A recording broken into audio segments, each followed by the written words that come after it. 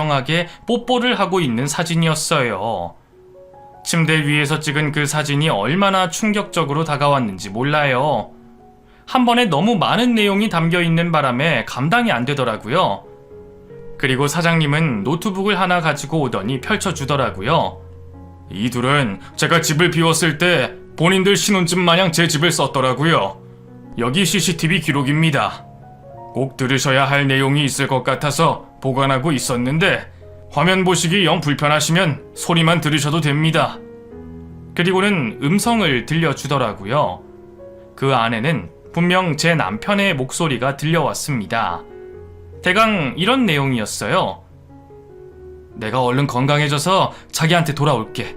그때까지만 기다려줘. 우리 자기 아파서 어떡해. 다 내 탓이야. 당신 데리고 병원을 먼저 가봤어야 했는데. 괜찮대. 나을 수 있다고 하더라. 반드시 완치할게. 병간호는 와이프가 해주는 거야? 그렇다고 하대. 이러다 당신 와이프한테 다시 정들어서 재결합한다고 하는 거 아니야? 절대 아니지. 나한테는 자기뿐이라고. 지금 와이프는 그냥 밥 해주고 빨래 해주는 식모 같은 사람이고. 진짜 병간호만 해주는 거 맞지? 자기 고운 손에 물 묻히고 싶지 않아서 그래. 힘든 건 전부 그 사람한테 시키고 우리는 다시 건강해져서 행복하게 살면 그만이야. 나중에 소송당하면 어떡해? 재산분할은 어쩌고. 그 여자는 내가 쥐뿔도 없는 줄 알아. 그건 안심해도 돼. 그리고 우리끼리 손을 많이 써놨잖아. 그건 그렇지. 아무튼 꼭 건강해져서 돌아와. 거래처인 척 병문안 자주 갈게. 만약 내가 잘못되더라도 전부 자기한테 주고 갈게. 그런 말 하지마. 자기가 없으면 내 인생 아무 의미가 없어. 그러니까 꼭 건강해져야 해. 녹음된 음성을 듣는 내내 심장이 쪼그라드는 기분이었습니다. 숨이 잘 쉬어지지도 않더라고요. 사장님은 저에게 냉수 한 컵을 주며 말을 이어가셨어요. 아주 치밀하게 계획을 했더라고요. 명의도 전부 돌려놓고 지들끼리 돈 빼돌려서 아파트 한 채 마련해서 살림도 차려놨습니다. 암을 완치하면 제 와이프랑 살기 위해 준비를 하고 있었던 거죠. 그러니까 한마디로 필요할 때만 황선아 씨를 찾다가 건강해지면 버리려고 했던 겁니다. 아내에 대한 애정이 남아있지 않은 채로 이용만 하려고 했던 거죠. 그분이 하는 말 하나하나가 비수가 돼 가슴에 꽂히더라고요. 그곳에서 처음 보는 거래처 사장님 앞에서 얼마나 많이 울었는지 모릅니다. 그동안 속은 게 너무 분하고 억울해서 그 인간을 그래도 남편이라고 평생 병간호를 해주겠다고 다짐한 게 바보 같아서 하염없이 눈물이 나오더라고요. 사장님은 저에게 휴지를 내밀었어요. 마음이 많이 무너져 내린다는 거 잘 압니다. 저도 처음에 불륜 사실 알았을 때 세상을 잃은 기분이었어요. 하지만 제가 말하고 싶은 건 이럴 때일수록 이성적으로 대응해야 한다는 겁니다. 감정에 휩쓸려봤자 그들한테 당하기만 할 뿐입니다. 저는 황선아 씨가 더 이상 이선철 씨 그 자식에게 속지 않았으면 합니다. 워낙 말도 잘하고 사기꾼 같은 놈이라 금방 마음을 되돌릴 수 있을 거라고 생각하지만 그래도 불륜은 불륜이잖아요. 저는 괘씸해서 둘을 용서하지 않을 계획입니다. 자그마치 10년입니다. 그동안 저희는 호구처럼 당하기만 하고 있었다는 거지 않습니까? 까딱하다간 이대로 평생 당하기만 할 수 있어요. 이제라도 이혼 소송을 하든 상간녀 소송을 하든 법적으로 대응해서 황선아 씨를 지키셨으면 합니다. 같은 처지로서 안타까워서 말씀드리는 겁니다. 저는 아무것도 몰랐어요. 그 인간이 이런 짓을 벌이고 있을 줄은 꿈에도 몰랐어요. 치밀했으니까요. 저도 깜빡 속을 뻔했습니다. 집을 전체적으로 리모델링하면서 초인종 누르는 사람이 사진으로 남는 시스템으로 바꿨는데 거기에 떡하니 그놈 사진이 남아있더라고요. 수상해서 조사해봤더니 아주 깊은 사이였습니다. 그 일이 아니었더라면 저도 여태까지 속고 있었을지도 모를 일이죠. 아마 기세등등했을 겁니다. 배우자가 바보같이 속고 있었으니까요. 저는 이제 어쩌면 좋죠? 머릿속이 새하얘지는 기분이라. 변호사를 원하시면 대신 고용해드리겠습니다. 그리고 이미 마음속에 다른 여자 품고 있는 그놈을 병간호할 생각은 집어치우세요. 아프면 다 용서가 됩니까? 아프다고 해서 과거의 더러운 짓이 없어지는 건 아니지 않습니까? 물론 선택은 황선아 씨 몫입니다.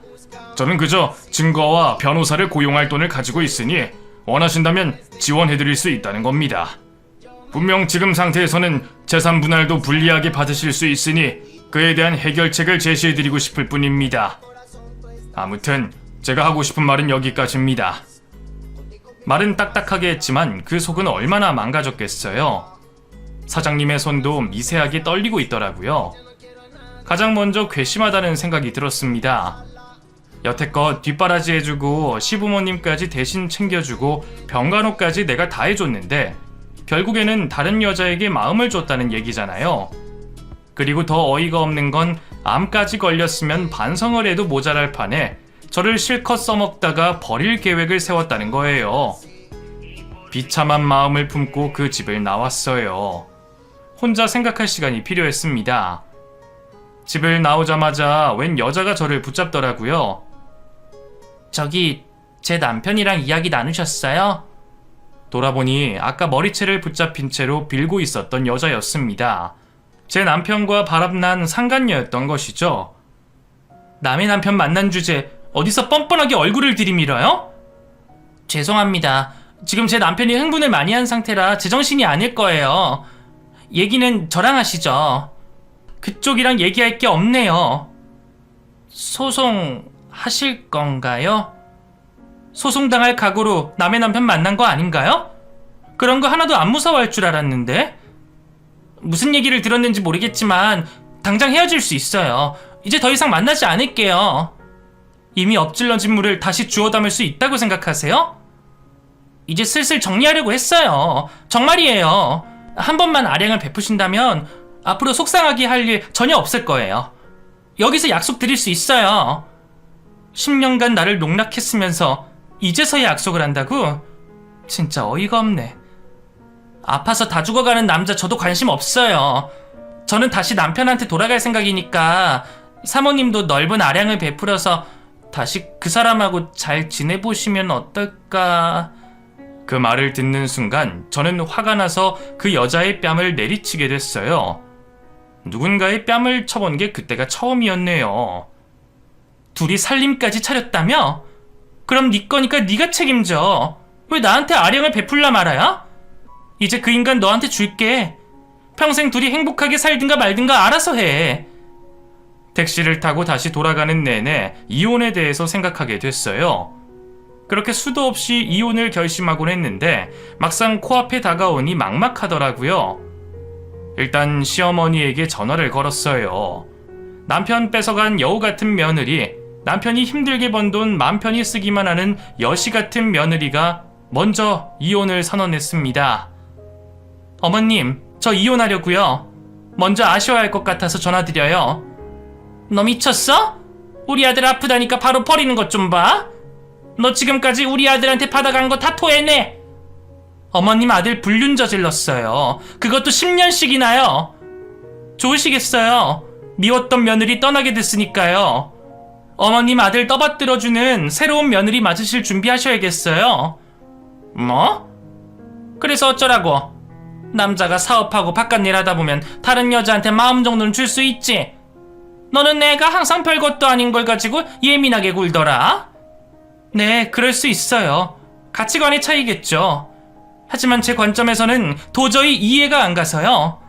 그리고 아들 반납하겠다는데 왜 이렇게 화내세요? 저한테 장가보는 게 아깝다고 두고두고 후회된다고 하셨잖아요. 잘난 며느리 새로 들이실 텐데 뭐가 그렇게 짜증이 나실까요? 여태껏 며느리로 받아들여줬더니 이제 와서 팠나?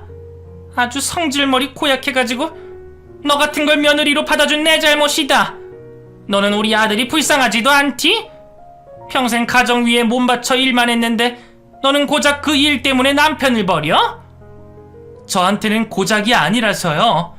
그리고 그 사람 저희 가정 위에 한 게 없어요. 번 돈이 전부 다른 여자한테 가 있을 거예요. 그럼 안녕히 계세요.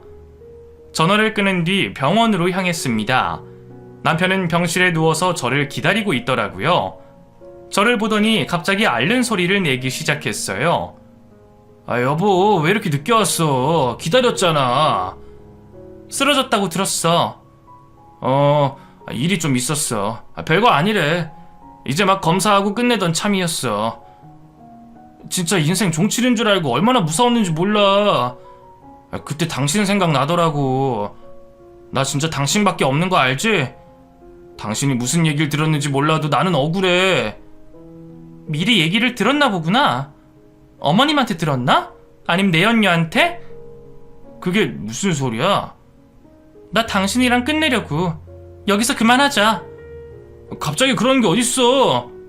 갑자기가 아닐 텐데? 10년간 불륜 저지른 주제에 이게 갑작스럽게 느껴져? 예상은 하고 있었어야지. 어떻게 말기암인 남편을 한순간에 버릴 수가 있어? 그러는 당신은 10년 동안 서서히 나를 버렸잖아. 어떻게 그래? 내가 뻔히 당신만 바라보고 있었던 거 알면서, 우리 애들이 아빠로서 존경하고 있었던 걸 알면서 어떻게 그러냐고? 우리의 졸업식 날 출장 간다고 하더니 그 여자랑 뒹굴었니? 명절날 그렇게 처가에서 얼굴 한번 보고 싶다고 했는데 일 핑계로 연락도 안 받더니 그 여자랑 여행이라도 갔나 보지? 애아빠가 그러면 안 되지. 우리는 여태껏 당신이 힘든 줄로만 알고 우리끼리 손가락 빨아가며 얼마나 힘들게 살았는지 알기나 해? 그런데 당신은 그 여자랑 제2의 인생을 계획하고 있었더라? 그거 다 말뿐이야. 정말 그 여자랑 나 아무 사이도 아니야. 그 사장한테 무슨 얘기를 들었는진 모르겠지만 다 가짜야. 조작된 거라고. 조작된 건지 아닌지 어디 한번 법원에서 판단해 볼까? 여보, 진짜 나랑 이혼이라도 하겠다는 거야? 우리 여태껏 잘 살았잖아. 내가 정신 차리고 당신한테 정말 잘하겠다고 손가락 걸고 약속까지 했잖아. 내 진심이 안 느껴져? 여태껏 잘 살았다고? 착각하지 마. 나는 당신이랑 살면서 수도 없이 이혼을 생각했어. 애들 때문에 간신히 참은 거야. 이제야 드디어 이혼할 수 있는 구실을 당신이 만들어줬네. 어떻게 사람 마음이 이렇게 갑자기 바뀔 수가 있어? 나 아프다고 병가 넣겠다고 눈물 흘리던 우리 아내 어디 갔어? 그러게 당신이 잘했어야지. 나는 당신이 다른 여자 마음을 품고 있는 줄도 모르고 이제서야 철이 든 줄 알았어. 하마터면 깜빡 속을 뻔했지. 내가 빠져줄게. 빠져줄 테니까 그 여자랑 잘 살면 그만이잖아. 그런데 아까 그 여자가 나한테 그러더라? 아파서 죽어가는 남자한테 관심 없다고. 제발 소송하지 말라고 싹싹 빌더라. 이게 너희 둘의 지고지순한 사랑이니? 참 부질없더라. 여보, 내가 정말로 잘못했어. 이 아픈 몸으로 무릎 꿇고 빌 수도 있어. 솔직히 그 여자 만난 건 사실이야. 변명하진 않을게. 하지만 이제 정말로 정신 차렸어. 아프니까 알겠더라. 지금 내 옆에 있는 당신이 내 인생에서 가장 소중한 사람이라는 걸 뒤늦게 깨달았어. 여태껏 내가 못난 남편이었다는 거 인정할게. 하지만 이젠 달라. 당신 없으면 나는 아무것도 아닌 사람이야. 내가 어떻게 당신 없이 인생을 살아갈 수 있겠어. 그러니까 한 번만 다시 생각해주라. 내가 이렇게 빌게. 밥하고 빨래해주는 식모가 그만둔다고 하니까 서운해? 당신 여태껏 비상금 많이 모아놨을 거잖아. 새로운 식모 구하면 되겠네. 내가 불쌍하지도 않아? 진짜로 나를 이렇게 버릴 거야? 난 내가 너무 불쌍해. 할 수만 있다면 시간 되돌리고 싶을 지경이야. 그 정도로 당신을 용서할 수가 없어. 거래처 사장님이 그러더라. 둘이 불륜 저지를 때 혼자 증거 모으면서 마음이 몇 번이나 무너졌다고. 나도 오늘 비슷한 심정을 느꼈어. 당신은 두 가정을 완전히 박살내버린 거야. 뭐가 당당해서 나를 붙잡아? 당신이 지금 아프다는 게 방패막이라도 된다는 얘기야? 나한테 안 통해. 당신이야말로 나한테 미안하지도 않아? 나 몰래 다른 여자 만나면서 생활비도 제대로 못 줬으면서 이제 와서 병간호를 해달라고? 양심 있다면 나한테 그러면 안 되지. 나라면 미안해서라도 떠나보내줬을 거야. 그러니까 나 붙잡지 마. 애정도 없으면서 사람 이용하지 말라고. 여보, 안 돼. 그러지 마. 나 정말 당신뿐이라고. 남편은 병원에서 울고불고 난리 부르스를 추더라고요. 그 모습을 보는데 이상하게 마음이 조금도 동요되지 않았어요. 불륜의 증거들을 본 순간 그 인간이 나를 무시하고 짓밟던 목소리를 들은 순간부터 저는 애정의 감정이 완전히 사라짐을 느꼈습니다. 저도 제가 말기암 남편을 한순간에 버리게 될 줄은 몰랐어요. 하지만 돌아선 마음을 다시 되돌릴 순 없었고 제가 받은 상처는 도저히 치유될 수 없을 것 같았죠. 저는 결국 남편과 이혼을 진행하게 됐어요. 상간녀 소송도 같이 진행하면서 거래처 사장님이 큰 도움을 주셨죠. 사장님도 이혼 소송을 진행하고 있다고 하시더라고요. 그 과정에서 상간녀는 저에게 끝까지 치졸하게 매달렸습니다. 저에게 전화를 걸더니 울고불고 사정을 해댔어요. 저 그 남자 절대로 안 만나요. 제가 버렸다고요. 이제 만나지도 않는데 제가 벌을 받는 게 너무 억울하잖아요. 그러니까 소송은 없던 일로 해주시면 안 될까요? 내 전남편 만나든지 말든지 그건 내 할 바 아니고 그렇다고 과거에 저지른 잘못이 없던 일이 되는 건 아니잖아? 나는 이것도 너무 부족하다고 생각하는데 앞으로 전화할 생각하지 마. 다시는 목소리 듣고 싶지 않으니까. 저의 이혼이 이렇게 순식간에 진행이 될 줄은 저도 몰랐어요. 다른 건 다 괜찮은데 아이들에게 이 소식을 전할 때는 저도 너무 힘들더라고요. 그래도 성인이 된 아이들은 저를 많이 이해해주고 잘했다고 격려까지 해줬어요. 그래서 더 용기를 얻기도 했습니다. 가장 화가 난 사람은 바로 시어머니였어요. 대뜸 저에게 전화해서 이 늙은이가 아들 간병까지 해야겠냐며 진짜 이혼까지 할 작정이냐며 버럭 소리를 지르시더라고요. 그래서 그 뒤로는 그냥 전화번호를 차단해버렸습니다. 여태껏 저를 어떻게 생각하고 계셨는지 확연히 보였네요.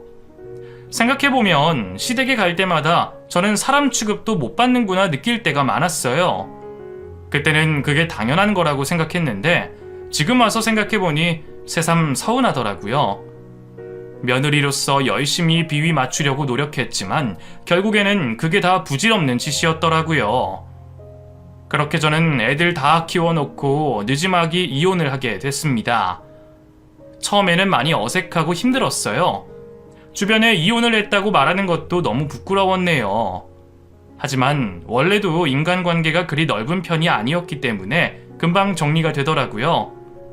생각해보면 저의 대부분의 인간관계가 남편의 지인들이었어요.